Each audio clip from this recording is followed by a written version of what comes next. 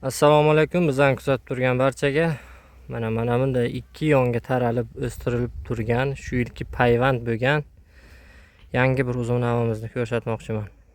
Xudo xolasa bu uzum navimizni nomi Erleadora. Mana shu holatda, umumiy holati yerdan 40 sm balandda payvand qilingan. O'sishlari ajoyib. Nav ikki tomonga har bir qarich yarim qarichdan tana chiqartirilib taralgan. Bu tomonga misol uchun 8 ta tana, u tomonga 8 ta, jami hisobda 16 ta tana ikki yonga taralib o'stirilmoqda. Mana shu yilki payvand kaluslari chiqarib juda bir shiddat bilan o'sadigan nav ekan. Juda ajoyib Erleadora, sugra 48. Xudo xolasa nishona hosillari ham bor. Buni ijtimoiy tarmoqlarda ko'rishim bo'yicha mana bu nishona hosillari. Mana shu nishona hosillari barchasi bachkidan chiqqan hosillar bular. O'zidan bu payvanddan chiqmadi, bachkilardan hosil berdi. Shundan ham bilsa bo'ladiki, bachkidan hosil berdimi, значит bu juda bir serhosil nav. Xudo xolasa buni ko'ramiz nishona hosillarini, kelgusi yilki hosillarini.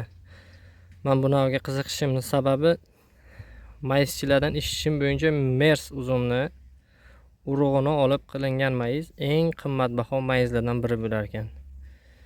Adora sidlisam Mersda bo'ladi deb kutilibdi. Xudo xolasa, lekin bu kech pishar nav. Kech pishar navni mayiz qilish juda qiyin. Mana shu mayizchilar uchun mana shu navni olib kelganman. Xudo xolasa, yirik, urug'siz qora uzum mayiz uchun baribir yaxshi. Men o'ylaymanki, xudo xolasa shu ham Mers uzumda yirik, urug'siz va ertaki bo'lsa, mayizchi dehqonlarimiz uchun ishlari ancha oson bo'ladi. Xudo xolasa kuzatamiz.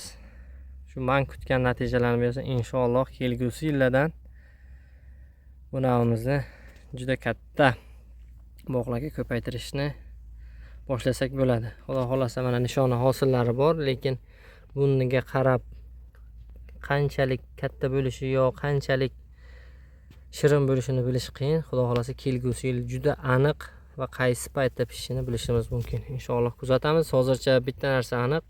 Bu navimiz haqida 100% kishmish, chunki g'o'rasining ichidan hech qanday urug' chiqmadi va o'sishi juda ajoyib. Xudo xolasa bu shu yilki payvand 24-aprelda qilingan.